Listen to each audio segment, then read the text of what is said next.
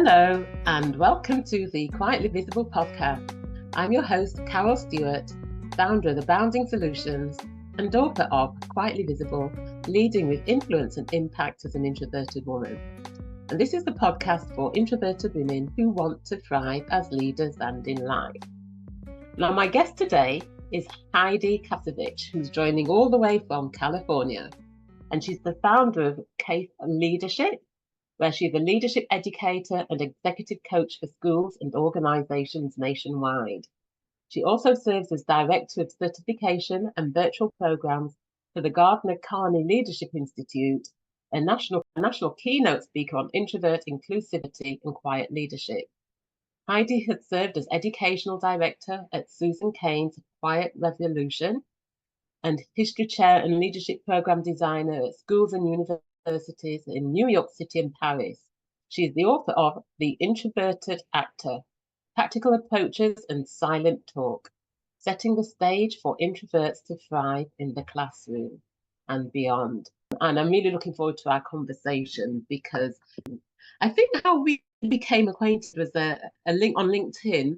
And I think you made a comment about introversion in the classroom and how, different approaches and so forth. And I think that is very important that educators are aware of the personality differences, because we often see introverted children made to feel like they're not good enough because they're not putting their hand up enough in class, or as much as their extroverted peers are putting their hands up. And as a result of that, they're can be marked down, can be made to feel that they're not participating, that they're not good enough. And then that has a negative impact throughout their lives, because if those messages are reinforced and they grow up believing that they're not good enough and experience imposter syndrome and self-doubt. So I'm really looking forward to our conversation, Heidi. Thank you, Carol. Welcome. It's a real honor to be here. Really excited. I'm a fan of the podcast. So before we start to get into the nitty gritty, just tell us a little bit about Heidi, who Heidi is. Well, Heidi's an introvert. And didn't really come to realize it until I actually read Susan Cain's book in 2012. I had been teaching for over 20 years. I was always looking out for the quiet ones. So I had, a sensitivity to the strengths and the needs of introverts. But I really didn't put, a name to this quiet personality type, until a little bit later on in life. And then as you mentioned, I got a job from Susan Cain to work for her Quiet Revolution, which was essentially, my charge was essentially to build a professional development program based on her book. So to turn, that her book into this living, breathing program for educators around America. And that was incredibly impactful. And at a point now where I have my own book coming out, really excited, on March 28th, soon, called Silent Talk, Setting the Stage for Introverts to Thrive in the Classroom and Beyond. And that provides research-based strategies to create inclusive classrooms where introverts are as valued as their extroverted counterparts for their ability to learn and to lead. So I'm really excited to get this book into the hands of educators. And it is very much needed. The amount of times I've spoken to parents, or one particular woman who told me her daughter came home upset from school one day because she'd been marked down a grade, and she was very upset because, academically she was getting, excellent grades, but because the only reason that was given was that she didn't put her hand up enough in class. And, I thought that just sends out a message to that young girl that you're not good enough. So I think your book is well needed, not just in the US, but here in the UK as well. Yes. Yeah. I remember, growing up, I was constantly told to just come out of my shell. Yes. That backfires. It actually can make you more quiet. It can. Yeah. So that certainly happened to me. I feel like I didn't really, quote unquote, come out of my shell until I found my passion, which was for the French language. Oh yeah. Actually my first job. I became a French language instructor, and then went on to teach European history and global women's studies and all sorts of things. But I found myself in the classroom, Okay. which interestingly enough, my research shows that about 70% of educators in the US are introverts. There's something about Okay, that's that interesting. role that is very comfortable. We can be ourselves. Mm. So when did you first realize you were an introvert? So, really wasn't an, until I would say I read Susan Cain's book, but I always felt different. I'm thinking about Hmm. middle school. I didn't want to speak up in class. I really preferred to have just a handful of really close friends, which fortunately I did.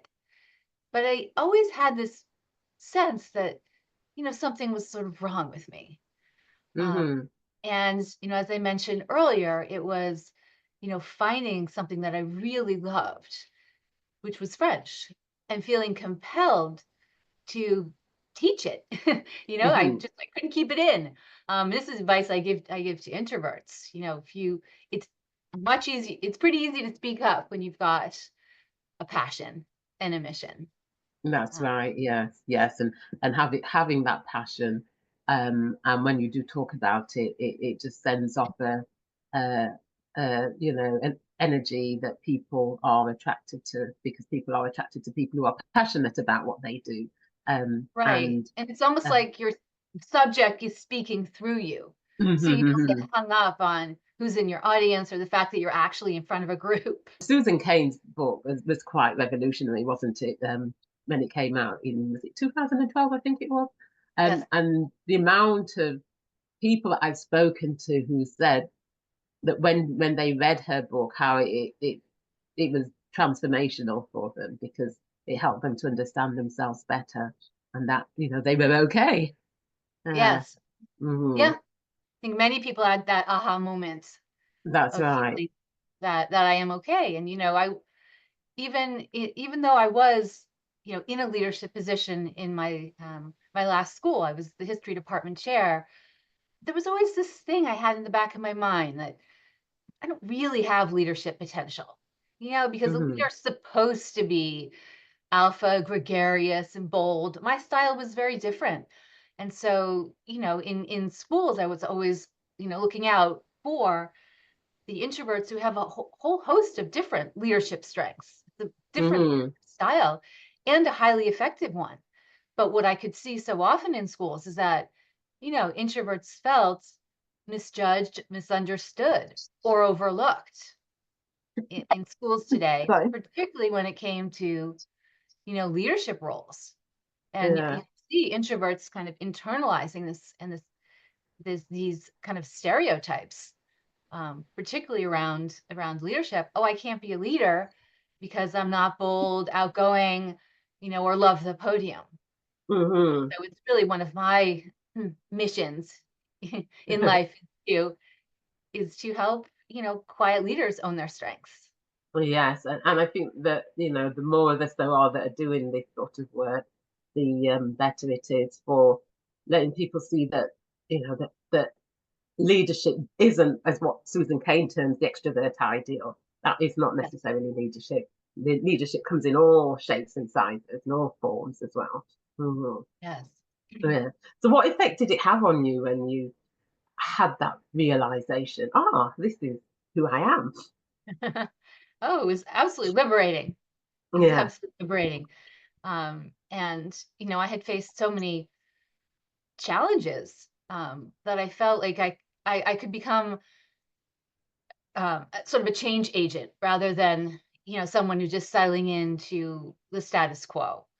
So, for Hmm. example, when it came to class participation, this is, something I discuss at length in Silent Talk. So, in American classrooms today, educators often inadvertently create conditions where extroverts can thrive to the detriment of introverts. Teachers might define class participation as the number of times students raise their hands in class. And in some courses, participation can count for as much as 50% of a student's grade, with quantity Wow. over quality as the key determinant. So when a teacher pauses for just 1 second, there's just amazing research around this, just 1 second, um, we need teachers to pause 3 to 5 seconds, because if they pause just 1 second, which they typically do, the introverts are left behind. They don't get the kind of, honestly, it's a dopamine rush for social attention that the extroverts get, and that's just due to the hardwiring, of their brains. And then the introverts, of course, don't process information as quickly as the extroverts. So kind of going back to what I have been told, oh, just come out of your shell, which backfires. And then the extrovert is being praised for the amount of airtime they claim during the class. One of the things I do is a lot of work around anecdotal comments or report writing. A classic anecdotal comment, like a very common one. I'll give you an example here. Yeah. Erin never raises her hand to answer questions in class. I know she knows the answers, but she needs to participate in order to get a passing grade. Well, I feel like this is terrible. A few years ago, I went into my old primary school and I did a talk to the children about managing their emotions. And I got talking to the head teacher because he was asking me about introversion and the work that I do. And I was explaining, what introversion is, what it means, and that there are a lot of misconceptions about introversion. And I told him about the woman whose daughter's grade was marked down because she didn't put her hands up enough in class. And I got an email from him after, and he really thanked me for coming in and having that conversation. And he said that he recognises that they're doing their introverted children a disservice by basing confidence on the amount of times that they put their hands up. And so that message had got to him, and it's really challenged him to think about how they're teaching and how they're educating. And so, that's why I think your book it just sounds like it's something which is very much needed for educators, because I see it time and time again. Yeah. And so, what were some of the challenges that you experienced? Sorry, go on. No, you go ahead.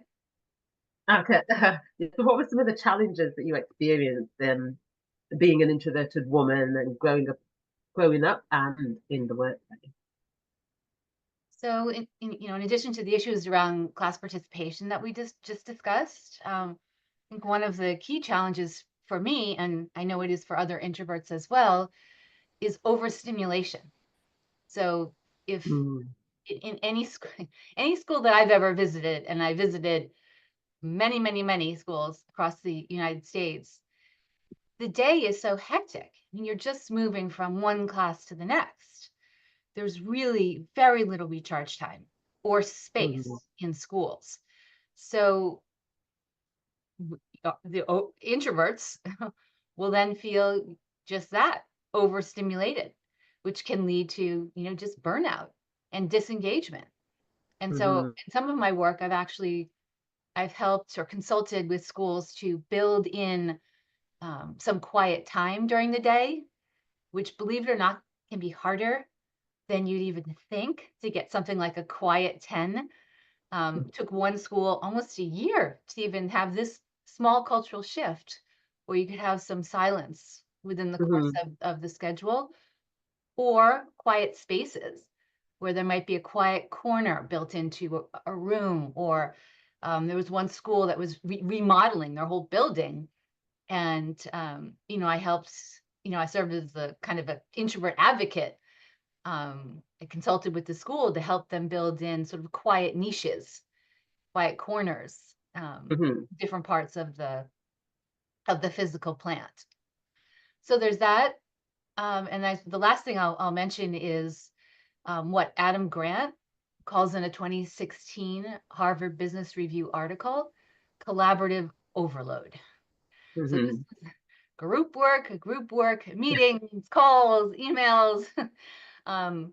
In that article, he cited, so now I'm shifting a bit to the workplace, but we also see this in schools. he cited that an astounding 80% of time is spent on such social activities. And I thought most importantly, their research showed that such social activities actually sap productivity and lead to disengagement. Mhm. Yes, and I can see why.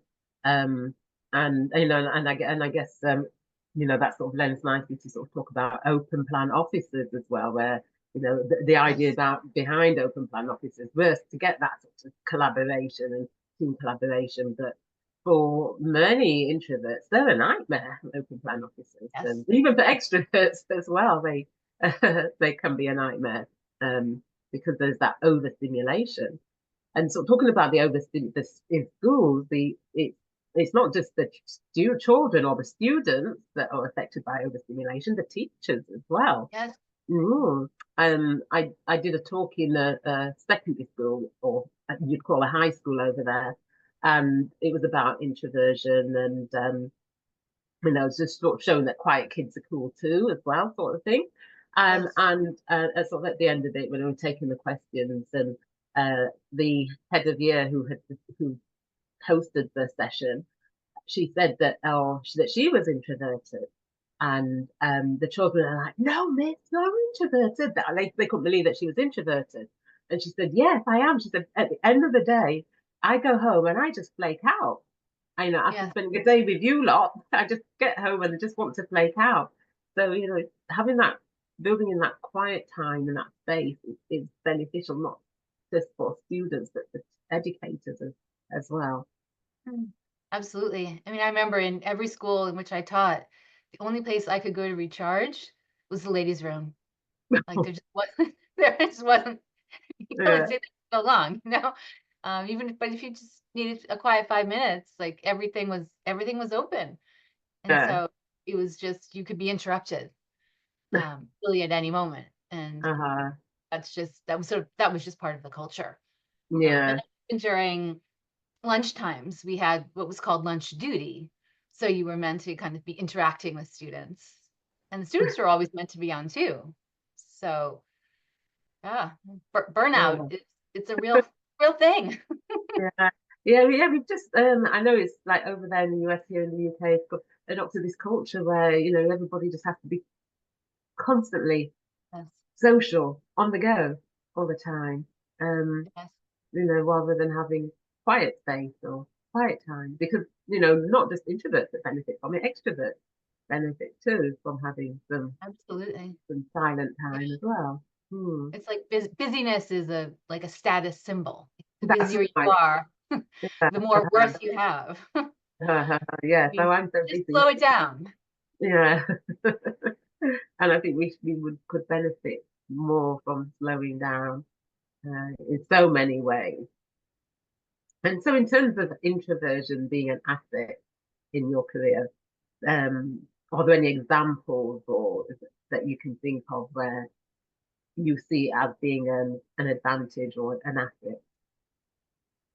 Sure. So in my research, I've discovered that introversion aligns with three character strengths. These come from the field of positive psychology. Mhm. So they are humility, perspective, and prudence, which are strengths that I think, interestingly enough, are affiliated with servant leadership. Um, I don't know how many of the listeners know about servant leadership, but it was kind of the brainchild of Robert Greenleaf. And a servant leader believes that their organization's goals are best achieved by the development of followers and focus primarily on the growth and well-being of the people and the communities to which they belong. So when I Mhm. think of myself as a leader, and again, I can name it now, but while I was doing it, so leading the history department, I didn't quite realize this was my strength, um, but I can certainly see that it was. So humility, I think that would describe the way I was as a leader. And so what I would do is I really tried it during meetings. I tried to keep meetings to a minimum, first of all. And then I tried to, work to harness input from everyone, get multiple perspectives. I try to admit when I didn't have all the answers, which is part of, the research on humility. Try to seek constructive feedback, what am I doing that I don't see that I'm doing? You know, how can we do better as a team? And then credit others. I really wanted my teammates to grow and feel like they had professional development opportunities. And that helped to create, you know, a trust on the team and a sense of engagement. And we're in this together and we're growing. Mm-hmm. Yeah.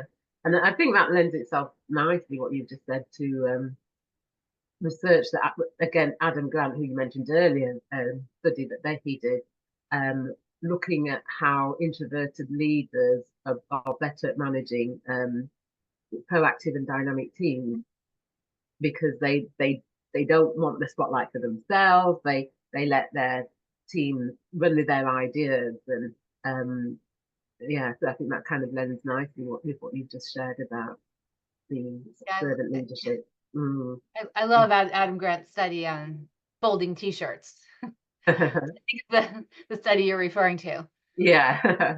If you have an introvert at the helm and proactive teammates, Mm-hmm. more t-shirts will be folded in X amount of time. It's kind of a fun Yeah. exercise. Actually, at Quiet Revolution, we did a modification of the t-shirt folding contest. It's a fun way to kind of make that idea come alive. But you know, one of the key strengths of the introverted leader is just listening. You know, Mm-hmm. soliciting other people's opinions. Yeah. So if you think about the t-shirts, well, maybe you actually don't know, you know, how to fold t-shirts really quickly. So, and you're the designated leader, so you better ask your teammates. And, you know, someone probably will know a little bit Mm-hmm. more than you do, you know? Yeah. Uh-huh. Yeah. So you run leadership programs for girls. So what sort of programs are they? So, I do actually do two things. I do leadership programming and then leadership coaching, Mm-hmm. primarily for introverted women. So in my leadership programming, my leadership program is targeted for high school girls. Um, I worry about um, them, those girls owning their leadership strengths, and being ambitious, resilient, and courageous. And those are kind of the three traits that my programs focus in on. So with ambition, what I've seen with girls, young women, is that you know, the minute they're called bossy, they'll step back. You know, Mm-hmm. they'll scale back on their ambition. And we know for women that success and likability are positive. Well, they're positively correlated for men and negatively correlated for women. Right? So women are trying to be liked, but might be called bossy if they are assertive, confident, and ambitious. Mm-hmm. So I want, through the program, a whole bunch of activities to help girls really lean into their ambition and define what that means for them. It doesn't have to be ambition for making a lot of money. It can be ambition for justice, you know, for a safe and equitable world, you know. So just even thinking about that word is kind of where I start. And then Yeah. resilience. I worry about girls and their perfectionist tendencies. So I want them to understand what it means to be resilient. Again, I have lots of activities around kind of breaking apart with their perfectionism so that they can Mm-hmm. learn from their mistakes. I have this whole activity where, you know, girls talk about their failures and what they learn from them. I even put them in failure buddies. And the last one is courage. You know, the courage to stand up for what you believe in. You know, even if it's not the popular course of action. And we can Yeah. certainly see this with adolescents, you know, who sometimes confuse loyalty for the in-group with doing the right thing. Mm. So that's my trio, a Yeah. character-based leadership training program for high school girls. Yeah. And there is a lot of pressure, I think, on young girls, young women, And a lot of that comes from social media. Yes. And I do think that I'm seeing more young women, young girls experience perfectionism as a result of the pressures that they get from social media.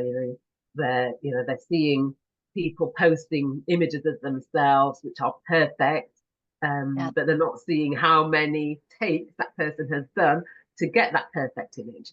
They're not seeing the behind the scenes that someone's tried like 50 different times just to get one perfect image.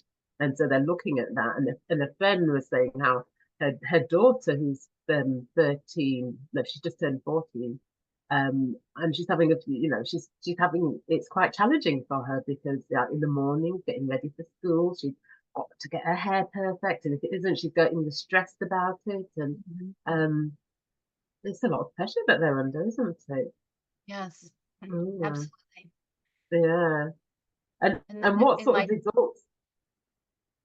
uh, Yeah, oh, go ahead. yeah. What sort of results have you seen on your program? Well, I guess with some of the things I'm most proud of, um, it's when I Hmm. see the girls who have graduated from the program in leadership positions themselves. Oh, yeah.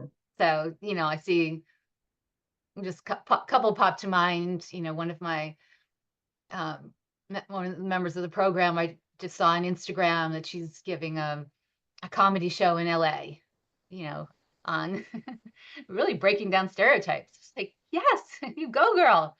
You know, or I get an email back saying, I founded a literary magazine and we're taking on all sorts of issues that affect women. Or I just saw another one of my students. She's rising up the ladder on a news channel. She's a journalist, sort of the anchor for a news channel in New York.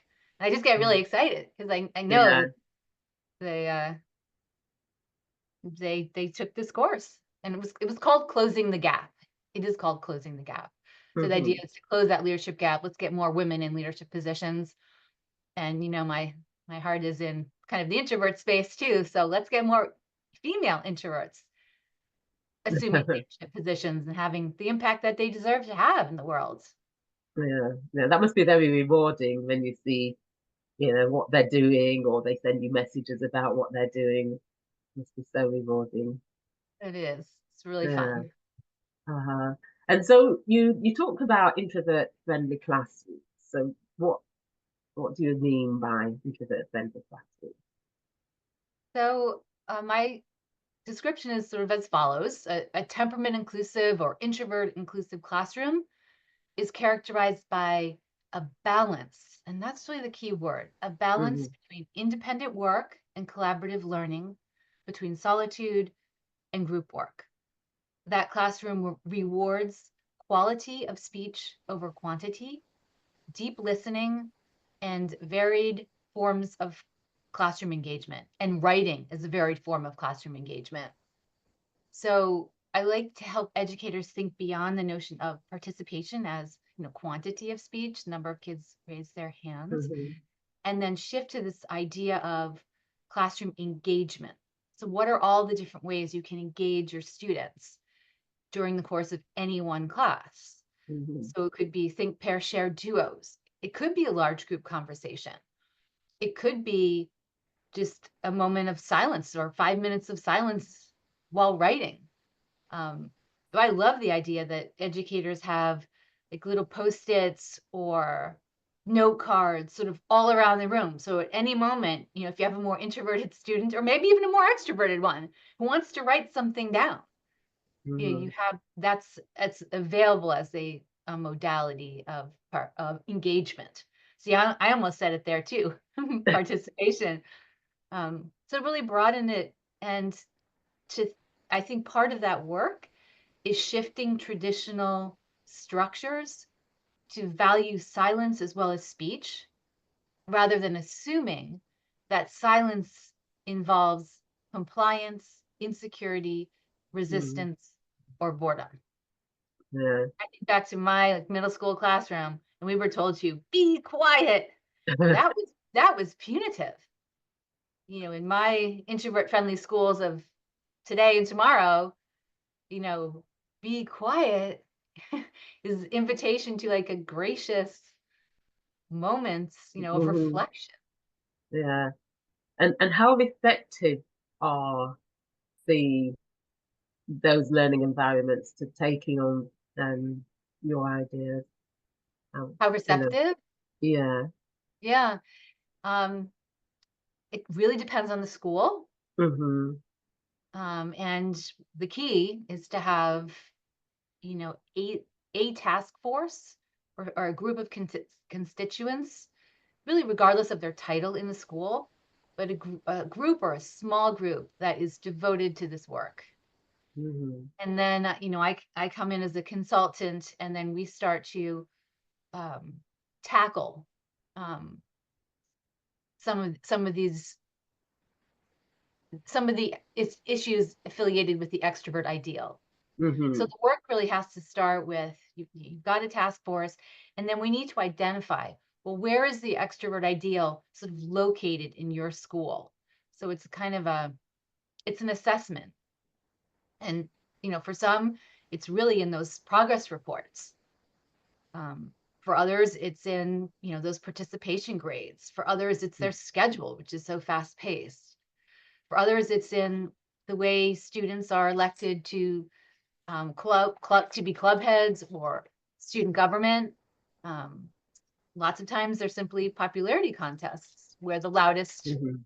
the loudest student becomes club head or, you know, president of the school. So there's a lot of different ways to build an introvert friendly culture. I really believe that it needs to be done in a customized way because not all schools are the same, and Yeah. there are sort of pockets where I can see like, okay, let's start there. And Mhm. it's really about a year long process of Uh-huh. a culture, you know, Yeah. building a cultural shift.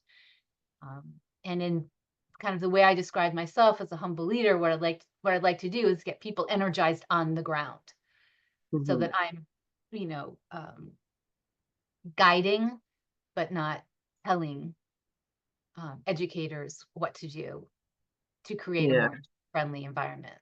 Uh-huh. Yeah. Yes, I can imagine, once they've gone through that process and they've implemented introvert-friendly classes, that it can be quite transformative. Yes. So, what women who are sort of aspiring to leadership roles or wanting to take on leadership roles, what's your most important advice for them? So it's being aware. This is my advice to introverted women leaders, is to be aware that women introverts often get cited on performance reviews for not speaking up and are told to lean in if they want to get more noticed. Additionally, women leaders, and this is regardless of personality style, women leaders have to walk a tightrope, right? They're meant to be both um, competent and compassionate, you know, assertive and nurturing. And so if you think about the pressure on an introverted woman, okay, to speak up in a way that might not fit with her, you know, her personality style. Maybe her strength is to be more of a listener. Not that she can't Mhm. speak up, but if listening is not valued at all, right? So you got this pressure to speak up, to be loud, sassy, perhaps, but not too much, right? Because you have to temper that with nurturing, um, and being compassionate, a people person, willing to talk and listen, and even listen to others for hours. And so the way I see this is that this puts introverted women in kind of a double bind. So you're trying to be, and we know that when you're trying to be as an introvert, if you're trying to be an extrovert to the point of self-negation, you're going to burn out. I mean, there's Mhm. really important research by Cambridge University's Dr. Brian Little on burnout. I think of it as sort of double dipping in the extrovert ideal. So there's just so much pressure that temperamentally quiet women may decide to retreat to the sidelines and honestly not take on a leadership role or just step back because it's just too much pressure, which can lead too much pressure to be an extrovert, which for an introvert can lead to severe health problems. Yeah. I'm calling that burnout, but stress, anxiety, and even compromised immune functioning. So that's the advice I'd want, women and girls just to know, to be aware of it, how to navigate it. I don't have the magic formula. I think we need to work on this sort of structurally within our organizations. That's right. Yeah. Well, thank you, Heidi. This has been a very insightful conversation and one that I could carry on with all day because this is a topic that as I'm so passionate about. So if people want to get your book or want to find out more about you, where's the best place for them to go? I guess two places. One is my website, which is kaseleadership.com. That's KASE leadership.com. I'm on LinkedIn, Heidi Kassevich. And then my book is on Amazon and called Silent Talk. Yeah. As I mentioned, very excited for it to come out soon. Well, thank you so much. It's been a pleasure having you on the podcast. Thank you so much for having me, Carol. I really, really have enjoyed our conversation. I appreciate your work so much too. Thank you. Thank you. And listeners, if you're listening, if you're watching, do go and check Heidi out, go to her website, and when her book comes out in March, purchase it. And if you know any teachers, educators, make sure that they get a copy of it as well, because they really need to be creating introvert-friendly classrooms. So thank you for listening, everyone. If you are wanting to increase your confidence, influence, and impact, and you haven't completed the free assessment on my website, go to aboundingsolutions.com. Under free resources, there is an assessment that you can complete that will give you ideas about areas that you can focus on. And so, until the next time, bye.